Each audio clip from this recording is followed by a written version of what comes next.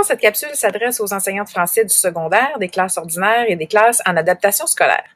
Donc, dans cette capsule, qui est une deuxième partie, en fait, des outils d'observation des élèves les plus vulnérables en écriture, je vais vous expliquer comment utiliser le profil de lecteur. En fait, on suppose à ce stade-ci que l'élève a écrit son brouillon, donc c'est ce qui vous été expliqué dans la capsule précédente, qu'il l'a bien annoté.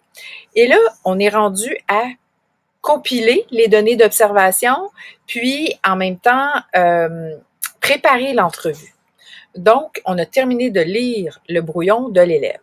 Alors, vous avez une première partie, ça c'est le document de l'élève. Vous avez une première partie où l'élève avait à répondre à des questions liées à sa motivation, la perception qu'il a de l'écriture. Alors, dans le document de l'enseignant, c'est bien écrit comment compiler et à quoi ça sert aussi cette partie-là, mais la capsule d'aujourd'hui porte vraiment sur la deuxième section, donc le portrait en écriture. Alors, je vais descendre un petit peu plus bas dans le document de l'élève parce que, en fait, qu'est-ce qui se retrouve à la toute fin de ce document-là, une fois que l'élève a écrit son brouillon? Alors, on retrouve, tadam, le profil de scripteur. Alors, qu'est-ce que c'est le profil de scripteur? Ben, c'est justement comme, entre guillemets, je veux dire, notre grille de correction, mais là, on n'est pas en examen, justement.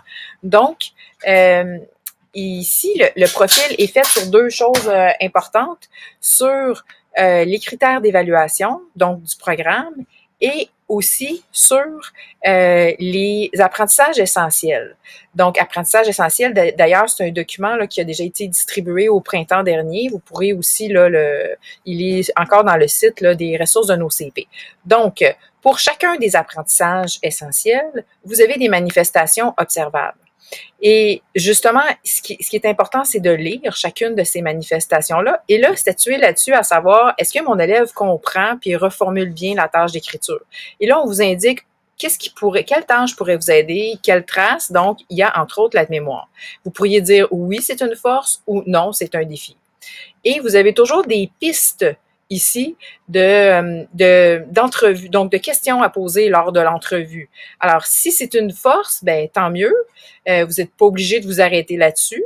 Par contre, ici, je l'ai mis en vert, c'est une force pour cet élève-là parce que je considère qu'il y a beaucoup d'idées. Il y en a tellement que je veux savoir comment il fait pour tout trouver ses idées. Bravo! Puis c'est intéressant de profiter de ce temps-là pour donner aussi aux élèves les plus vulnérables de la rétroaction positive, donc donner des forces.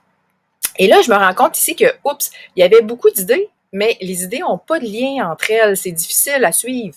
Donc ici, là, je me regarde dans ma liste de pistes de discussion, puis je me dis, ah, je pense que cette question-là, je vais lui poser la question. Comment ça, t'as beaucoup d'idées, bravo. Des fois, c'est un petit peu difficile à suivre. Comment tu fais, toi, pour les choisir, tes idées? Est-ce que tu les prends toutes? Est-ce que tu effectues un tri? Et là, vous allez voir, justement, ce qui se passe dans la tête de l'élève. C'est ça qu'on veut avec l'entrevue. C'est pour ça que c'est encore plus intéressant que juste regarder un brouillon, parce qu'on a accès aux perceptions de l'élève, à ce qui se passe dans sa tête, à sa façon d'écrire, à son processus, en fait, d'écriture de scripteur. Alors, c'est une occasion en or, l'entrevue, pour créer un lien bienveillant avec les élèves, puis en même temps, pour avoir accès à ce qui se passe dans sa tête quand il écrit. Donc, pour chacune des sections, vous pourriez statuer. Après, il y a une petite grille d'appréciation. Est-ce que pour la planification, c'est bien, ça dépasse les attentes, ça répond aux attentes minimalement. Donc, ça sera à vous de voir. Et là, c'est le même principe. Alors, moi, je continue. Je me rends compte, là, je regarde chacune de mes manifestations. Je peux statuer là-dessus. Si je pourrais me dire, il développe suffisamment ses idées, ça va. Ça, c'est une force. Ici aussi. Oups, ici, je me rends compte que je vous l'ai dit tout à l'heure, les liens sont difficiles, donc j'ai le goût aussi de lui demander, est-ce que tu as une façon d'assurer des liens quand tu écris? Je veux savoir ce qui se passe par rapport à ça, etc. Donc, donc, il y a ça pour les révisions, il y a ça pour la correction, voilà. Donc, vous allez pouvoir choisir un ou deux apprentissages essentiels à donner à l'élève et vous allez pouvoir, en fait, mieux le connaître, savoir comment intervenir auprès de lui de façon efficace le plus rapidement possible. Voilà, j'espère que cette capsule vous a aidé.